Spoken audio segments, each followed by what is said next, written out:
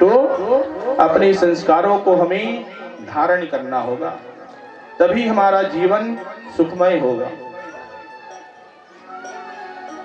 बड़ी दुखी हो जाती हैं सती जी, और सती जी दुखी होकर के वहां पर उपस्थित समस्त समाज को साक्षी मानती हुई कहती है कि आप सभी इस बात की गवाह हैं कि दक्ष ने आज महादेव जी का यहाँ पर अपमान किया है, और इसी कारण मैं अपने इस तन को त्याग रही हूं। आज उन्होंने अपना तन वहां त्याग दिया। इस प्रकार से आज वहां जितने भी गढ़ महादेव के गए थे, सती जी ने जैसे अपने तन का त्याग किया, आज वे वहां से सीधे कैलाश पर्वत की ओर प्रस्थान किए। कैलाश पर्वत की ओर जब प्रस्थान किए हैं, उस समय जाकर के महादेव जी को बताए कि सती जी अपने तन का त्याग कर दिए हैं। इस बात को सुन करके महादेव जी बड़े व्यग्र हो जाते हैं, क्रोधित हो जाते हैं, और क्रोधित होकर के आज अपनी जटाओं को पृथ्वी पर पटकते हैं। सुखदेव महाराज कहते हैं कि राजन, उससे एक महाभयंकर गढ़ उत्पन्न होता है। हाथ जोड़ करके महादेव जी से निवेदन करता है, आज्ञा मांगता है।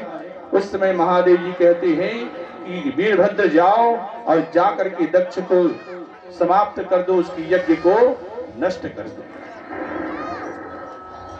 बड़ी तीव्र गति से आज वीरभद्र प्रवेश करता है दक्ष की यज्ञ स्थल की ओर। जा करके सभी उनको रोकने का प्रयत्न करते हैं, लेकिन महादेव जी के गढ़ हैं। स्वयं उन्होंने अपनी जटाओं से उन्हें उत्पन्न किया था, इसलिए किसी के रोके वह नहीं रुके, कोई उन्हें रोक नहीं पाया। और आज सीधे यज्ञ स्थल में जाकर के दक्ष के सर को पकड़ करके वीरभद्र तुरंत खड्ग निकाल करके उनके सर को धड़ से अलग कर दिए और हवन कुंड में डाल दिए। तड़पता हुआ आज दक्ष का धड़ पृथ्वी पर पड़ा रह गया। समस्त देवता अगर यत्र तत्र वहां से भागने लगे। बोले वृंदावन बिहारी लाल की जय हो। बड़ी हर्ष की बात है, बड़ी खुशी की बात है कि इस व्यासपीठ से समस्त संतों को प्रणाम करता हूं। आप सभी का हार्दिक अभिनंदन, हार्दिक स्वागत करता हूं।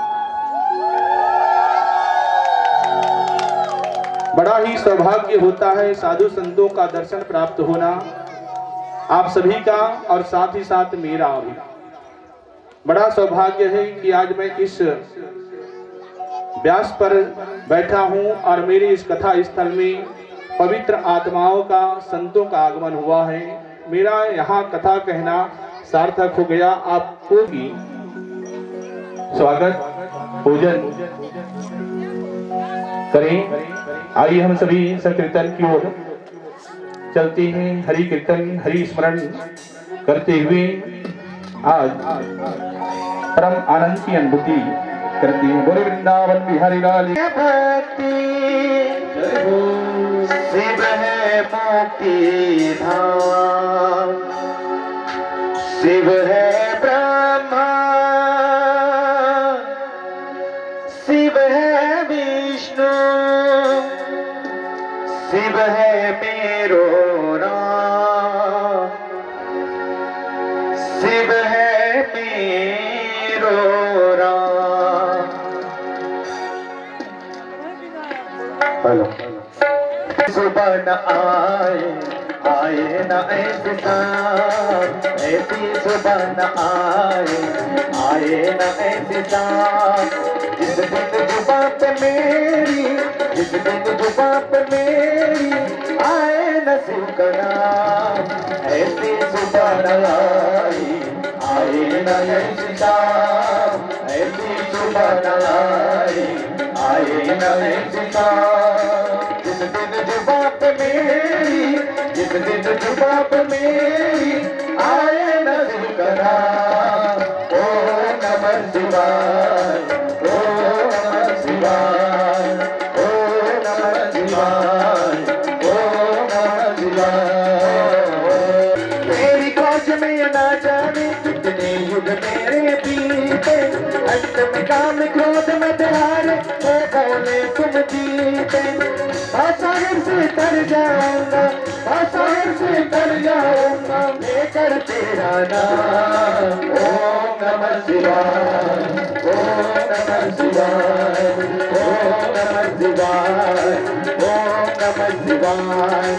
ऐसी सुबह बनाई आए नए सितार, ऐसी सुबह बनाई आए नए सितार।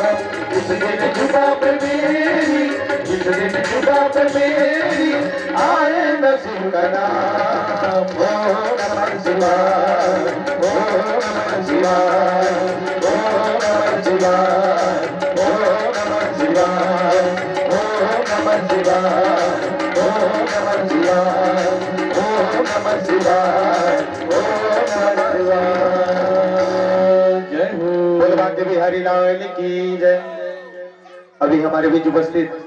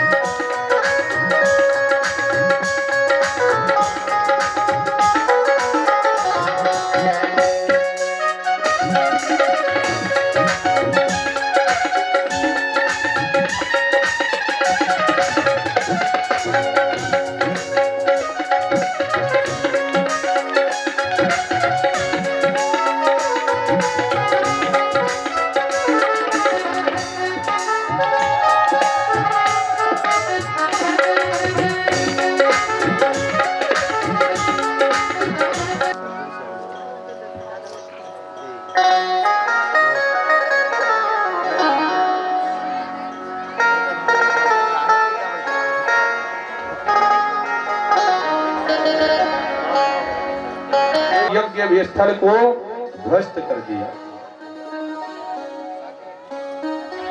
समस्त देवता अपनी प्राणों की रक्षा करते हुए ब्रह्मा जी के पास सभी गए। जाकर के सबने यहाँ की हाल बताई। ब्रह्मा जी बड़े चिंतित हो गए कि सती जी ने देह का त्याग कर दिया, अब क्या होगा। और महादेव जी आज सती के विरह में बड़े व्यग्र हो गए, दुखी हो गए और आज जा करके सती की उस लोथ को पकड़ करके एक विक्षिप्त की तरह आज भ्रमण करने लगे, घूमने लगे। भगवान सती को अनन्य स्नेह करते थे, प्रेम करते थे। भले ही कारणवश उन्हें त्याग दिए थे, लेकिन हृदय में उनका हमेशा स्मरण बना हुआ था, क्योंकि सती को भगवान कभी नहीं भूले। भले ही पार्वती जी के साथ उनका विवाह हुआ, पार्वती जी सती का अंश हैं, उन्हीं का स्वरूप है, फिर भी सती को जितना स्नेह महादेव जी किए हैं उतना आज तक किसी को नहीं किए। आज उनकी लोथ को पकड़ करके, शरीर को पकड़ करके आज पागल की तरह घूमने लगे। प्रकृति का समस्त नियम अस्त व्यस्त होने लगा, क्योंकि जो कालों की काल महाकाल है, आज वे इस स्थिति में है, तो फिर इस संसार की सृष्टि की क्या स्थिति होगी। काल होना बंद हो गया, मृत्यु होना बंद हो गया। अब जब मृत्यु होना बंद हो जाएगा तो क्या होगा? सभी मृत्यु से हम डरते हैं ना। यदि मृत्यु ना हो तो क्या होगा? क्या होगा? कुछ नहीं होगा। होगा कुछ? क्या होगा? बहुत कुछ होगा। अभी भाई भाई एक हाथ जमीन के लिए झगड़ा कर रहे हैं, मारपीट हो रहे हैं। जब मृत्यु होना बंद हो जाएगा तो जमीन बचेगी? कहाँ रहेंगे? 7 भाई हैं तो सबसे बड़ा भाई नीचे में रहेगा, उसके ऊपर कंधे पर बैठते बैठते बैठते सबसे ऊपर छोटा भाई रहेगा ना। जमीन ही नहीं रहेगा तो कहाँ रहेगा? अभी जब केवल 4 लाख में है तो भगवान ने जो भी नियम लागू किया है, सबके हित को देखते हुए उन्होंने बनाया है। किसी को अनदेखा नहीं किया है। 84 लाख योनि में उनकी ऐसी नजर है। हम रोज जिसको देखते हैं उसको भी पहचानना हम भूल जाते हैं, लेकिन भगवान की नजर ऐसी है कि वे किसी को भूलते नहीं है, किसी को अनदेखा नहीं करते हैं, किसी के लिए उनके प्रति मन में कोई मतभेद नहीं है। ऐसे दयालु, ऐसे कृपालु बांके बिहारी। उस समय समस्त देवताओं को लेकर के ब्रह्मा जी कहे कि अब मैं क्या करूं, मेरे पास बीच का कोई उपाय नहीं है। चलो भगवान नारायण के पास चले। उनके पास गए, जाकर के समस्त हाल बताए और कहे कि यदि महादेव जी की स्थिति इसी प्रकार से बनी रही तो विधि का जितना भी नियम है वह सब ध्वस्त हो जाएगा। कुछ कीजिए। भगवान नारायण कहे कि आप चिंता मत करो, मैं जरूर कुछ उपाय ढूंढता हूं। कहे कि आप सभी अपने अपने लोक में चले जाओ। और उस समय भगवान ने चक्र सुदर्शन को आदेश दिया और चक्र सुदर्शन गए। जा करके भगवान महादेव जी जो सती जी की लोथ को लेकर के भ्रमण कर रहे थे, धीरे धीरे करके चक्र सुदर्शन आज उनके अंग को काट काट करके पृथ्वी पर गिराना प्रारंभ किया। धीरे धीरे धीरे धीरे करके आज उनका अंग कटता गया, पृथ्वी पर गिरता गया, कटता गया, पृथ्वी पर गिरता गया। और इसी प्रकार से 108 उनके अंग के टुकड़े चक्र सुदर्शन के द्वारा हुआ। 108 स्थानों में वह गिरा और वही 108 स्थान आज शक्तिपीठ के नाम से विद्यमान है। बोलिए आदि शक्ति मैया की जय हो। देवो तारू भोली माँ, तू जो दे सहारा, सुख जीवन का सारा, तेरे चरणों पे वारू भोले। मन की जलानी तेरी आरती उतारू भोली माँ, तू जो दे सहारा, सुख जीवन का सारा, तेरे चरणों पे वारू भोले माँ।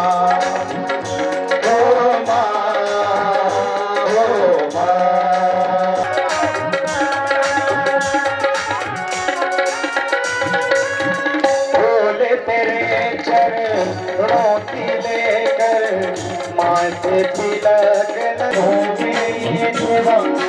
आरती उतारू भोली माँ, तुझो दे सहारा, सुख जीवन का सारा, तेरे चरणों पे वारू भोली माँ। ओ माँ, ओ माँ,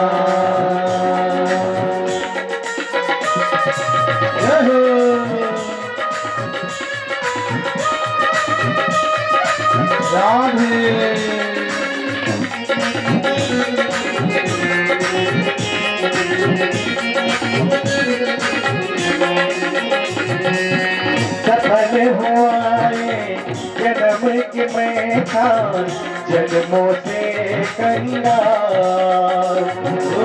सफल हुआ जन्म से मैं तो जन्मों से कंगाल।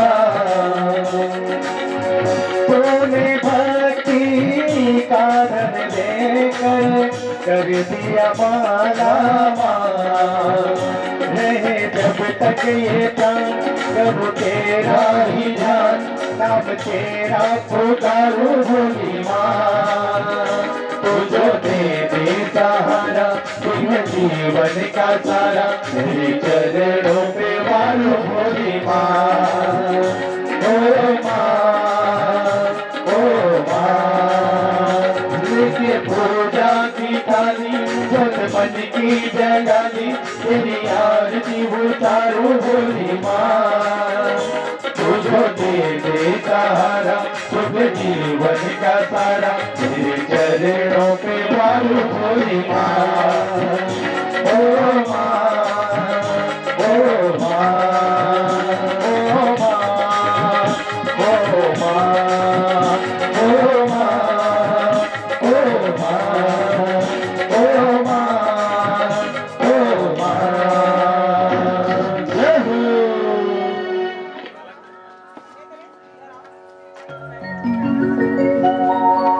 सुखदेव जी महाराज कहते हैं कि राजन, और जा करके आज उस दक्ष को उन्होंने जीवन दान दिया। कैसे? ऐसे जो वहां यज्ञ में बलि के लिए पशु लाई गई थी, उस पशु का सर काट करके दक्ष के धड़ के साथ जोड़ा गया, और तुरंत आज वह दक्ष जो पृथ्वी पर तड़प रहा था, सर जुड़ने के बाद तुरंत खड़े होकर के महादेव जी के सामने आया और आज उनकी स्तुति करने लगा। उनसे निवेदन किया, कहे कि प्रभु मेरी अपराध क्षमा कीजिए, मुझसे बड़ी दुष्टता हो गई जो मैं आपको पहचान नहीं सका, और न जाने आपके लिए कितने दुर्वचन भी मेरे मुख से निकला है। आप तो दया के सागर हैं, कृपा निनाद हैं, आप मेरी अपराध को क्षमा कीजिए। बड़े स्तुति, बड़े स्तवन, बड़े निवेदन आज दक्ष जी जब महादेव जी के किए। महादेव जी भोले भंडारी हैं, पल भर में रुष्ट होने वाले हैं और पल भर में प्रसन्न होने वाले हैं। आज प्रसन्न होकर के दक्ष को जीवन दान उन्होंने दिया, उनके यज्ञ को सफल किया। आज दक्ष जी ने वहां पर किस रूप में और कैसे उनकी स्तुति की? कैसे स्तुति की? क्योंकि उनका मुख तो अब काहे का हो गया है? बकरी का। तो बकरा किस प्रकार से आवाज निकालता है? बकरे के मुख से कैसे आवाज निकलती है?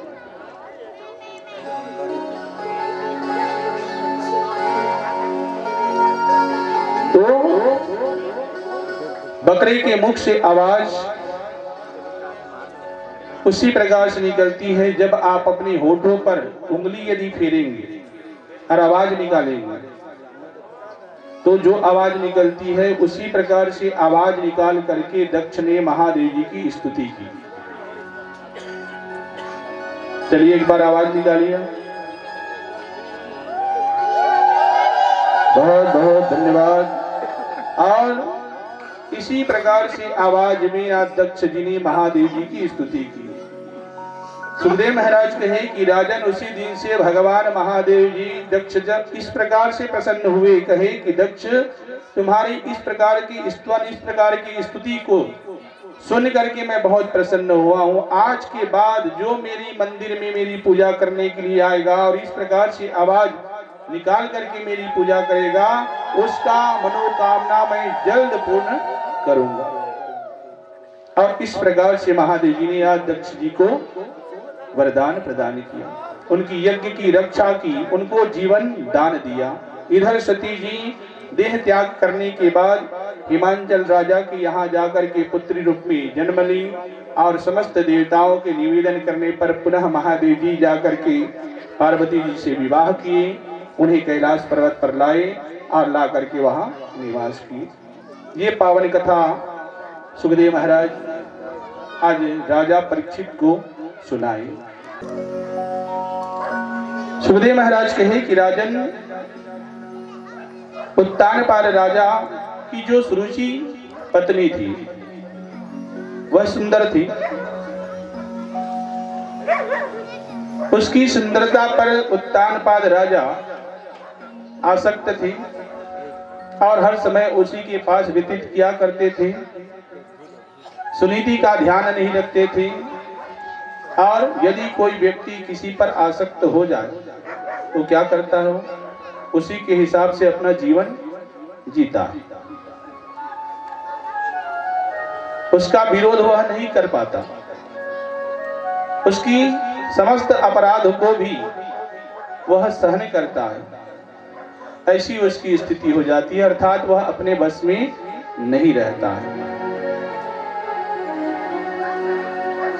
आज उसी प्रकार से स्थिति उत्तानपाद की हो गई थी और हर समय सुरुचि के पास रहा करते थे। सुरुचि के पास रहने के कारण हर समय उनका स्नेह, उनका प्यार उत्तम को मिलता था। ध्रुव को उनका स्नेह नहीं मिलता था। छोटा सा बच्चा जिसको आज अपने पिता का स्नेह नहीं मिल रहा है, उनकी आंखों के सामने उनके पिता हैं, लेकिन ऐसा स्थिति है कि आज वह उनके गोद में जाकर के बैठ भी नहीं सकता। खाया है कि नहीं खाया है, तुझे क्या चाहिए, इस किसी भी बात का प्रयोजन उत्तानपाद को नहीं था। ध्रुव जी दूर से खड़े खड़े देखते थे, कितनी पीड़ा उनके हृदय में होती थी। हमेशा यही सोचते थे कि मेरे पिता हैं लेकिन मैं उनका स्नेह प्राप्त नहीं कर पाता हूँ। हर समय उत्तम ही उनके गोद में बैठे रहते हैं। कई बार उन्होंने अपनी माता से पूछा भी, लेकिन सुनीति क्या बताती, और सुनीति का तात्पर्य है सुंदर नीति। जो सुंदर नीति वाली होती है स्वयं कष्ट सह लेती है, लेकिन वह कभी नहीं चाहती कि मेरे द्वारा कोई दूसरा कष्ट पाए। दूसरा सुरुचि है जो स्वयं पर रुचि रखने वाली है, और जो स्वयं के बारे में सोचते हैं दुनिया के बारे में नहीं सोचते। सोचते हैं क्या?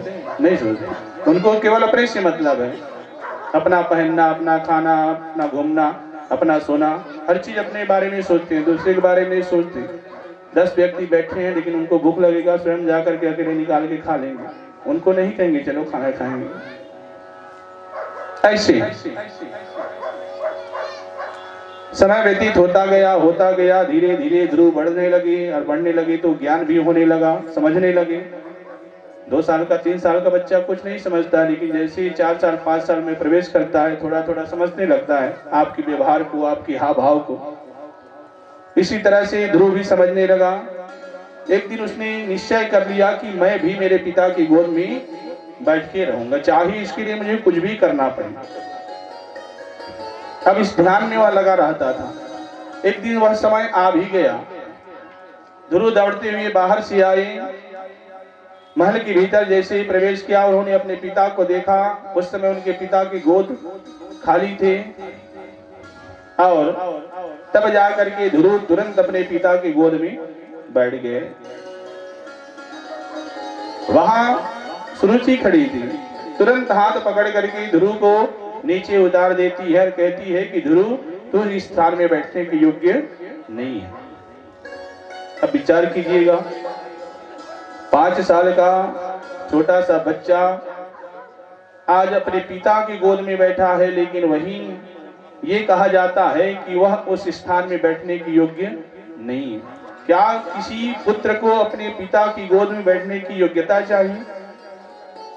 नहीं चाहिए। ये बात ध्रुव को समझ में नहीं आया। उसने कहा कि मैं क्यों नहीं बैठ सकता, ये मेरे पिता हैं। सुरुचि कहती है कि जरूर ये तुम्हारे पिता हैं, फिर भी तू इस जगह पर बैठने का अधिकारी नहीं है। ध्रुव ने पुनः कहा कि क्यों नहीं है? सुरुचि ने कहा तो इसलिए नहीं है कि तूने मेरे कोख से जन्म नहीं लिया, और यदि तुम्हें इस गोद में बैठना है तो इस जन्म में तो तू इस गोद में नहीं बैठ पाएगा, क्योंकि इस जन्म में दोबारा तेरा जन्म नहीं होगा, और यदि इसमें बैठना चाहता है तो तुम्हें मरना होगा, और मर करके तुम्हें मेरे गर्भ से तुम्हें जन्म लेना होगा, तभी तुम इस गोद में बैठ सकता है। इतने कटु वचन 5 वर्ष के बच्चे को आज सुरुचि कहती है।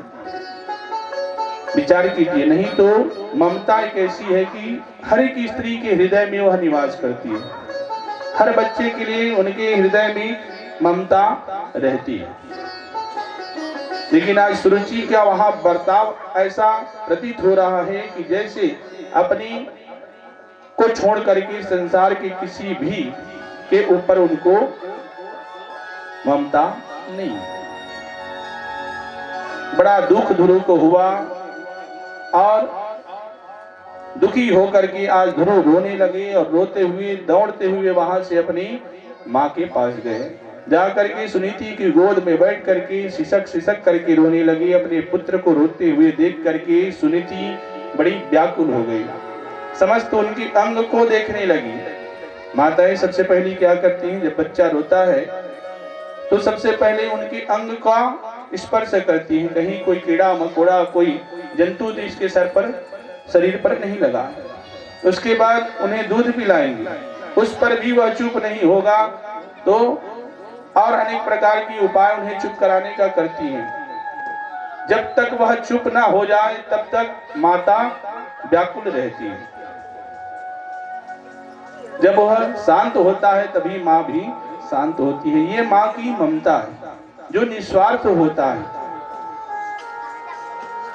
आज सुनीति बड़ी व्याकुल होकर के सब निरीक्षण करती है, पूछती है बार बार, लेकिन ध्रुव के हृदय में इतना महान कष्ट पहुंचा है, इतनी तकलीफ उनको हुई है सुरुचि की बातों से कि आज उनके मुख से जवाब नहीं निकल रहा है, केवल रोई जा रही हैं, रोई जा रही हैं। अंततः सुनीति कहती है कि पुत्र जब तू बताएगा नहीं तब मुझे पता कैसे चलेगा आखिर बात क्या। बड़े दुख के साथ सिसकते हुए उन्होंने कहा कि आज छोटी माँ ने इस प्रकार से मुझे कहा, मैं जब पिता की गोद में बैठा वहां से मुझे हाथ पकड़ करके नीचे उतार करके बोली कि मैं वहां बैठने का योग्य नहीं हूं। उस समय ध्रुव बड़े दुखी थे। उन्होंने कहा कि माँ, क्या इसमें मेरा दोष है कि मैं छोटी माँ की कोख से जन्म नहीं लिया हूँ, तुम्हारी कोख से जन्म लिया हूँ, इसलिए मैं उस गोद में नहीं बैठ सकता? ये बात किसने तुम्हें कही पुत्र? ये सुनीति पूछती है। तब ध्रुव कहता है कि छोटी माँ ने ऐसी बात मुझे कही, यदि मुझे उस गोद में बैठना है तो उसके लिए मुझे मरना होगा। वहां पर सुनीति विचार करती है कि यदि इस समय मैं किसी के प्रति इसके मन में कटु भावना भरूंगी, जागृत करूंगी, तो आगे चल करके हर किसी के लिए इसके हृदय में कड़वाहट भर जाएगी। सुंदर नीति की थी, सुंदर विचार की थी, इसलिए उन्होंने विचार किया, कहे कि पुत्र ऐसी बात नहीं है। क्या हुआ, तुम्हारी माता है, ऐसे कह दी तो तुम्हें स्नेह भी तो करती है, प्रेम भी तो करती है। और हर माता पिता जब अपने संतान को स्नेह करती हैं, प्रेम करती हैं, तो उन पर नाराज होने का भी उनको अधिकार है। हो सकता है तुम्हें मजाक में कही हो। ध्रुव ने कहा कि चाहे मजाक में कही हो या सत्य में कही हो, लेकिन कही बहुत कड़वी बात है। आज उनकी दुख को देख करके सुनीति कहती है कि पुत्र, आखिर तू ऐसे स्थान में बैठने की इच्छा करता क्यों है जहां से कोई तुम्हें उठाए? तो ऐसे स्थान का इच्छा कर पुत्र जहां से तुझे कोई उठा न सके। ध्रुव कहता है कि माँ, वैसा स्थान कहाँ है? तब सुनीति कहती है कि पुत्र, वह स्थान है श्री हरि नारायण का स्थान, उनकी गोद है। तू उनकी गोद में बैठने की इच्छा कर पुत्र, जहां से तुझे कोई नहीं हटा सकता, कोई तुम्हें वहां से नहीं उतार सकता है। ध्रुव पूछते हैं, कहते हैं कि माँ, हरि रहते कहाँ हैं? सुनीति कहती है कि पुत्र, वो सर्वत्र हैं, जहां तुम देखो वहीं हरि रहते हैं। दिखते कैसे हैं? तो बताई कि उनके घुंघरालू बाल हैं, पीतांबर धारण किए रहते हैं, लंबी लंबी भुजाएं हैं, मोरपंख का मुकुट धारण किए रहते हैं। ये समस्त आज बातें जब ध्रुव जी को बताए, समस्त अपनी माँ की बातों को उन्होंने अपने हृदय में स्थापित कर लिया और निश्चय कर लिया कि मुझे अब हरि को प्राप्त करना है। माँ से आज्ञा लिए तब उसकी माँ कही कि पुत्र जरूर तुम जाओ, लेकिन घर से बिना बताए तुम मत जाना। घर में जो बड़े हैं, तुम्हारे पिता हैं, उनसे आज्ञा लेकर के जाना। सुनीति नहीं चाहती थी कि मेरा पुत्र आगे चल करके उसका नाम भगौड़ा हो। जो घर से बिना बताए चला जाता है उसका फिर वापस आने पर मान सम्मान नहीं रहता है, उसकी इज्जत नहीं रहती है। इसलिए कभी भी अपने घर से बिना बताए किसी अन्य तीर्थ स्थान में नहीं जाना चाहिए, इससे आपका मान हतन हो सकता है। सुनीति इसलिए कही कि अपने पिता से आज्ञा लेकर के जाना। पिता के पास गए, जाकर के बोले, ध्रुव को उत्तानपाद कुछ नहीं बोले, लेकिन सुरुचि वहां पर तुरंत प्रसन्न हो गई। कहे कि पुत्र तुमने बहुत अच्छा सोचा है, तुरंत जा, जरूर तुम्हें हरि मिल जाएंगे। उसके मन में उनके प्रति द्वेष भावना थी। वे चाहती थी कि ये दो हैं, यदि ध्रुव चला जाएगा तो मेरा पुत्र अकेला रह जाएगा और यह राज्य उसी का होगा। इस भावना से आज सुरुचि कहती है, जंगल में छोटा सा बच्चा है, कहाँ ये हरि को प्राप्त करेगा, कोई हिंसक पशु इसे मार करके खा डालेगा। लेकिन वे नहीं जानती थी कि जिसका रक्षक भगवान हो उसका इस संसार में कोई बाल बाका नहीं कर सकता है। आज्ञा लेकर के ध्रुव चले गए, राज्य से निकले, वन की ओर चले गए, वन के भीतर प्रवेश किए। अब जानते तो नहीं थे कि कौन हरि है। जो मिलता था, चाहे बाघ हो, चाहे हाथी हो, चाहे भालू हो, जो मिलता था उसी से पूछते थे, क्या तुम ही हरि हो? अब बताइए, 5 वर्ष की आयु, छोटा सा बालक, इस प्रकार से मन में उसके हरि को प्राप्त करने की भावना, तो हिंसक पशु भी उसको कोई नुकसान नहीं पहुंचाते थे। उसके भाव, उसके प्रेम को देख करके उन्हें रास्ता दे देते थे, हट जाते थे, चले गए। अब चलते गए भगवान देखे कि मेरा भक्त आज मुझे पानी की चेष्टा लेकर के वन में चला आया है। नारद जी को भेजे, कहे कि जाओ उसे समझा बुझा करके भेज दो।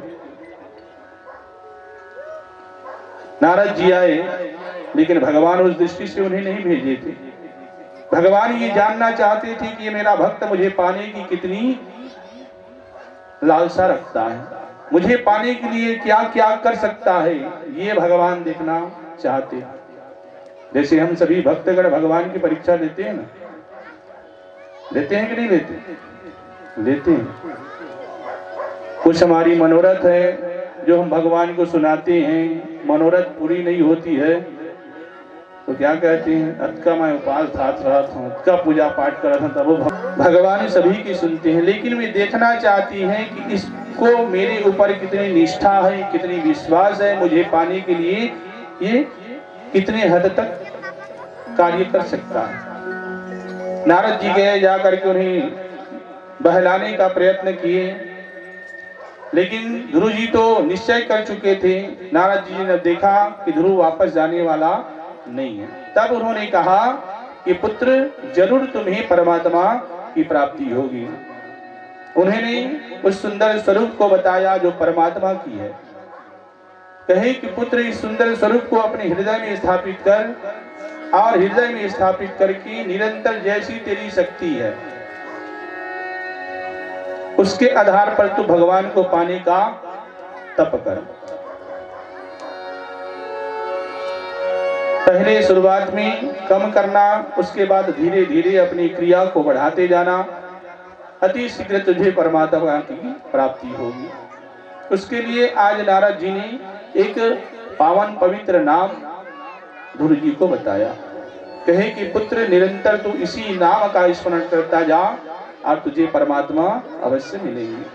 नारद जी चले गए, प्रातः काल हो गया, रात्रि में वहीं ध्रुव जी निवास किए वृक्ष के नीचे।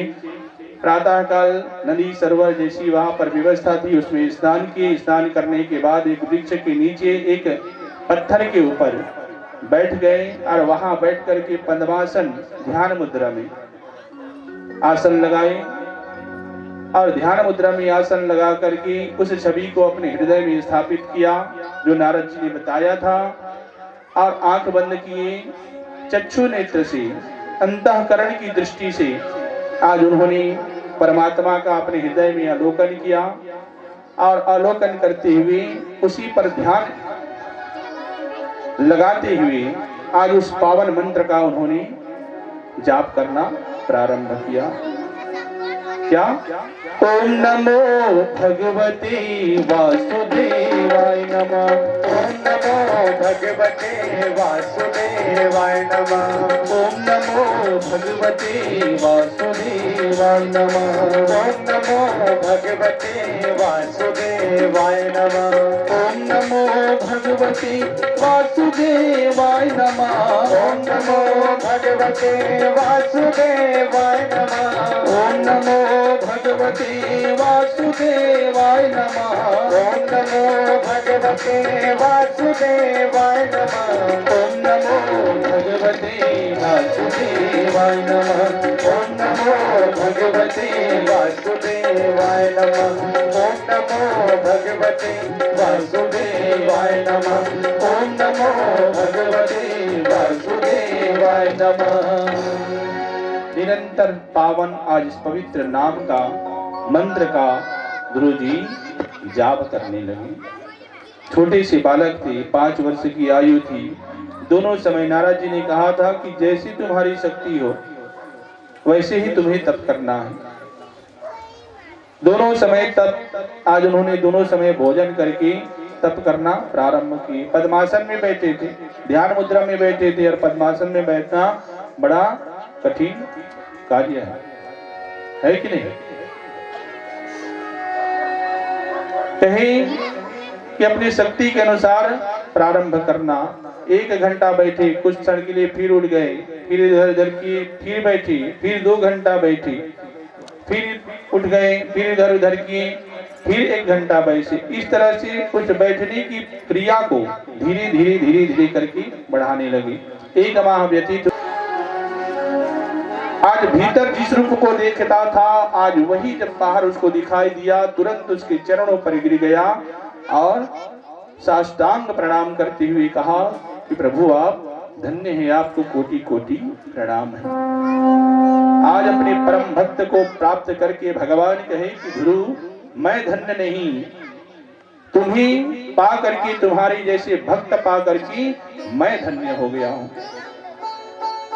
ऐसा मुझे चाहने वाला, ऐसा मुझसे प्रेम करने वाला, ऐसा मुझे पाने के लिए प्रयत्न करने वाला भक्त को पा करके मैं धन्य हो गया। आज मैं अकेले नहीं जाऊंगा, मेरे दोनों माँ मेरे साथ जाएंगे। भगवान कहे कि तुम्हारी मन की बात मैं जान गया हूं, ऊपर देख लो, तुम्हारी माताएं तुमसे पहले जा रहे हैं। एक विमान में बैठ करके दोनों माताएं आज वंदनीय पूजनीय होकर के आकाश मार्ग से भगवान के धाम को चले जाती हैं और ध्रुव जी को स्वयं भगवान अपने सिंहासन पर, अपने विमान पर बिठाते हैं और आज अपने लोक में ले जाते हैं। ऐसे परम पद को आज ध्रुव जी ने प्राप्त किया केवल भक्ति के कारण। आज भी हमारे सामने वे हैं, आज भी हम उन्हें देखते हैं।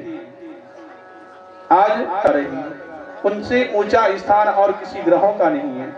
कितनी बड़ी महानता, कितनी बड़ी पदवी आज केवल धर्म का आचरण करने के कारण, सत्य का पालन करने के कारण, भगवान को प्राप्त करने की उनकी मनो इच्छा के कारण, भक्ति के कारण आज गुरु जी ने ऐसा परम पद प्राप्त किया है। सुखदेव महाराज कहते हैं कि राजन, भागवत जी हमें हर मार्ग बताती है, हर दिशा बताती है, बस केवल अनुकरण करने का, उसको अपने जीवन में उतारने का हमें आवश्यकता है। निश्चित ही गुरु के समान भी हमें ही मोक्ष की प्राप्ति होगी। और वृंदावन बिहारी लाल की जय हो। नारायण जीवन नारायण जीवन श्रीमन्नारायण नारायण नारायण श्रीमन्नारायण श्रीमन्नारायण श्रीमन्नारायण नारायण नारायण। तुम्हें देखने को ये आंखें तरसती, तुम्हें देखने को ये आंखें तरसती, ओ सावन के जैसे ये झरझर बरसती। नारायण श्रीमन्नारायण ओ नारायण श्रीमन्नारायण नारायण श्रीमन्नारायण श्रीमन्नारायण नारायण नारायण श्रीमन्नारायण श्रीमन्नारायण श्रीमन्नारायण नारायण नारायण।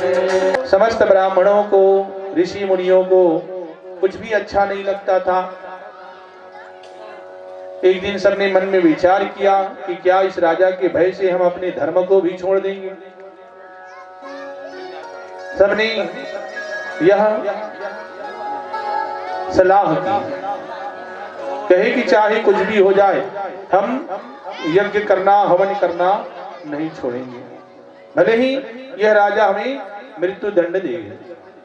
वैसे भी हम जी रहे बिना यज्ञ के तो मृत के तुल्य ही हैं, जो अपने धर्म का पालन नहीं कर रहे हैं।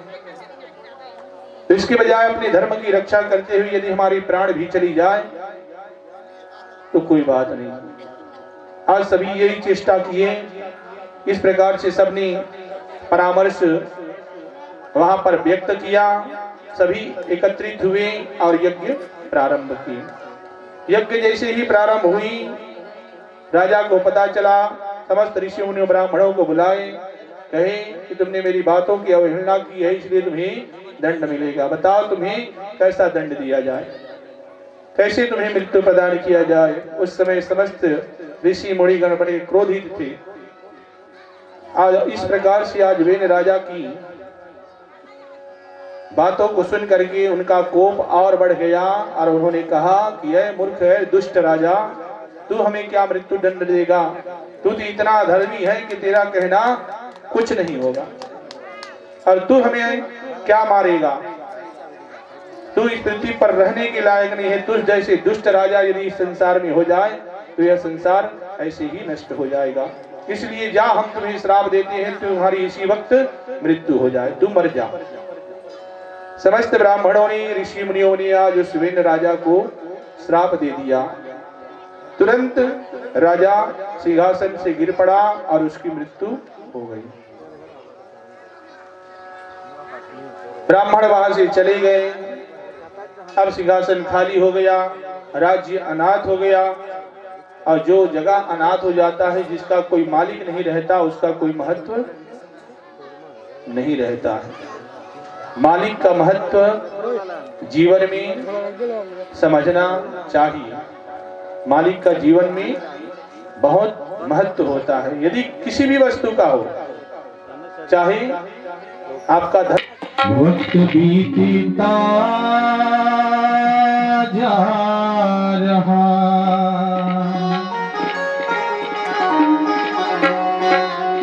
कर्म को ले सुधार,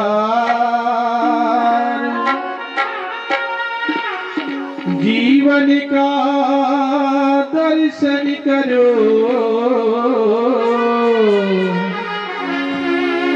यही भागवत की सार।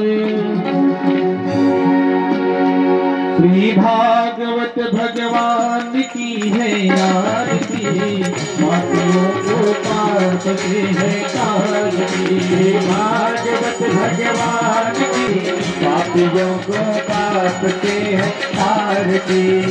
भागवत भगवान की है आरती, पापियों को पाप से है कारती। भागवत भगवान की है आरती, पापियों को पाप से तारती।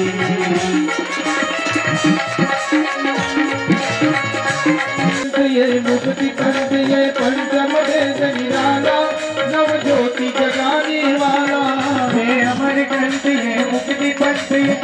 पंचम वेद निराला, ज्योति जगाने वाला। ये अमर ग्रंथ ये मुक्ति पंथ ये पंचम वेद निराला, नव ज्योति जगाने वाला। ये अमर ग्रंथ ये मुक्ति पंथ ये पंचम वेद निराला, नव ज्योति जगाने वाला। श्री राम यही घनश्याम यही, हरि राम यही हरि ध्यान यही, हरि राम यही हरि ध्यान यही, हरि राम यही हरि ध्यान यही। जग के मंगल की आरती, पापियों को पाप से तारती। भागवत भगवान की आरती, पापियों को पाप से तारती। भागवत भगवान की है आरती, पापियों को पाप से है तारती। भागवत भगवान की है आरती, पापियों को पाप से है तारती। गाने वाला, हरि दर्श कराने वाला, ये शांति गीत पावन पुनी, पापों को मिटाने वाला, हरि दर्श कराने वाला। ये शांति गीत पावन पुनी, पापों को मिटाने वाला, हरि दर्श कराने वाला। ये शांति गीत पावन पुनी, पापों को मिटाने वाला, हरि दर्श कराने वाला। ये सुख करनी ये दुख हरनी, ये सुख करनी ये दुख हरनी, ये सुख करनी ये दुख हरनी, ये सुख करनी ये दुख हरनी। श्री मधुसूदन की आरती, पापियों को पाप से है तारती। भागवत भगवान की आरती, पापियों को पाप से है तारती। भागवत भगवान की है आरती, पापियों को पाप से है तारती। भागवत भगवान की है आरती, पापियों को पाप से है तारती। भगवान की है आरती, पापियों को पाप से है तारती। भागवत भगवान की है आरती, पापियों को पाप से है तारती। करुणावतारम संसारसारम पुण्यप्रहारम सदा वसंतम हृदयामृते भवं भवामि सैतं नमामि। मन्दारमाला गुणदासकाय कपालमाला चित्तशेखराय दिगम्बराय च दिगम्बराय नमः शिवाय नमः शिवाय। त्वमेव माता पिता त्वमेव, त्वमेव बन्धुः सखा त्वमेव, त्वमेव विद्या द्रविणं त्वमेव, त्वमेव सर्वं मम देव। गुरुर्ब्रह्मा गुरुर्विष्णु गुरुर्देवो महेश्वरः, गुरुर्साक्षात् परं ब्रह्म तस्मै श्री गुरवे नमः। हरे राम राम राम हरे हरे, हरे राम राम राम हरे हरे, हरे कृष्णा कृष्ण कृष्ण हरे हरे, हरे राम राम राम हरे हरे। जय हो। में बसाकर तेरी मूर्ति, मन में बसाकर तेरी मूर्ति, उतारो मैं गिरधर तेरी आरती, उतारो मैं गिरधर तेरी आरती। मन में बसाकर तेरी मूर्ति, मन में बसाकर तेरी मूर्ति, उतारो मैं गिरधर तेरी आरती, उतारो मैं गिरधर तेरी आरती। तेरी आरती हो तेरी आरती।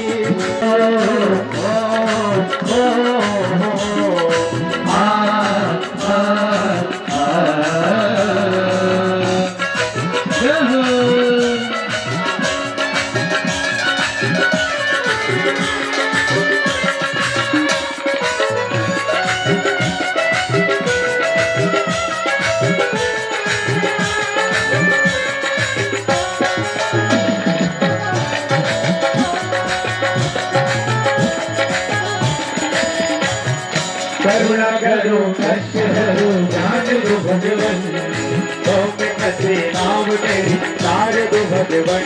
ओ करुणा करो कष्ट हरो ज्ञान दो भगवन। में फंसे नैया मेरी तार दो भगवन। दर्द की दवा तुम्हारे पास है, दर्द की दवा तुम्हारे पास है। जिंदगी राखी है भीख मांगते, मन में बता कर तेरी मूर्ति, मन में बता कर तेरी मूर्ति। उतारो मैं गिरधर तेरी आरती, उतारो मैं गिरधर तेरी आरती।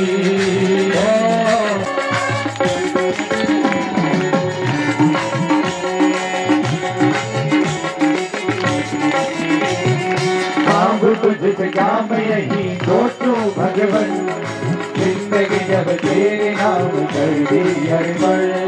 मांगा कुछ नहीं मेरा, सब कुछ तेरा, कुछ नहीं मेरा। चिंता है तुझको प्रभु संसार की, मन में बसा कर तेरी मूर्ति, मन में बसा कर तेरी मूर्ति। उतारो मैं गिरधर तेरी आरती, उतारो मैं गिरधर तेरी आरती।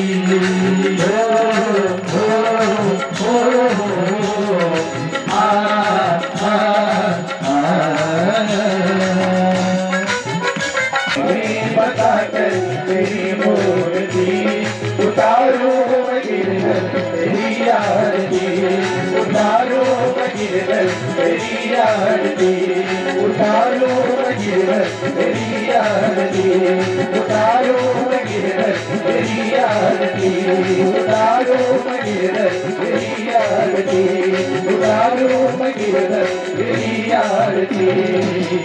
मन में बसा कर तेरी मूर्ति, उतारो मैं गिरधर तेरी आरती।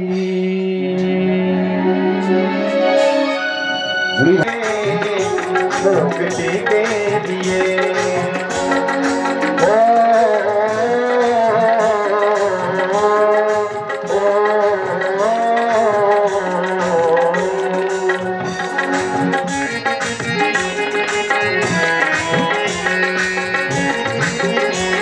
तकदीरें हैं, आईना झूठा है, कुछ तस्वीरें हैं।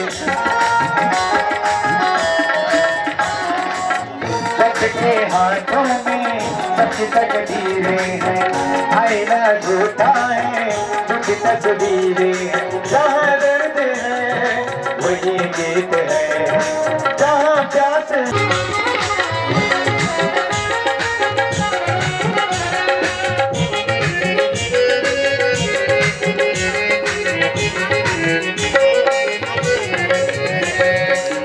मंजिले हासिल है फिर भी एक दूरी है, बिना पनवारी के जिंदगी अधूरी है।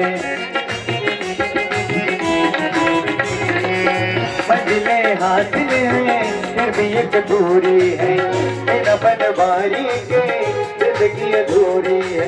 मिलेंगे कहीं मेरे गिरधर, तन्हा कटेगा कैसे ये सफर। मेरे सपने हो जहाँ तुम्हें ऐसी नजर, चांद की जरूरत है जैसे, चांद की जरूरत है जैसे।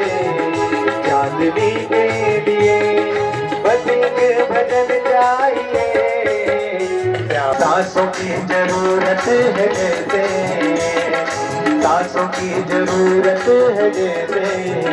जिंदगी के लिए बस एक भजन चाहिए, मुक्ति के लिए एक भजन चाहिए, मुक्ति के लिए एक भजन चाहिए। श्याम जी के लिए एक भजन चाहिए, जिंदगी के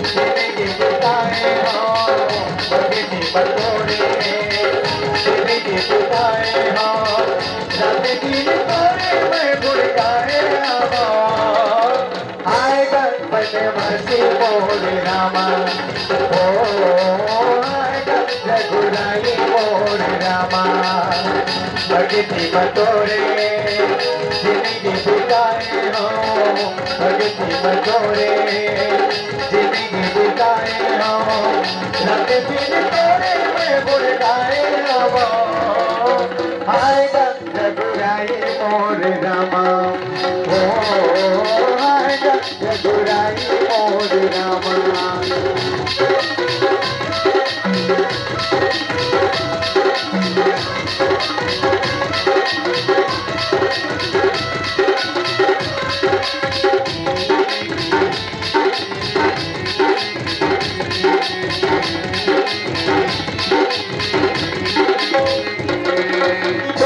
नाम के महक श्यामा जुग जुग माला फेरना तोरे नाम के महक श्यामा जुग जुग माला फेरना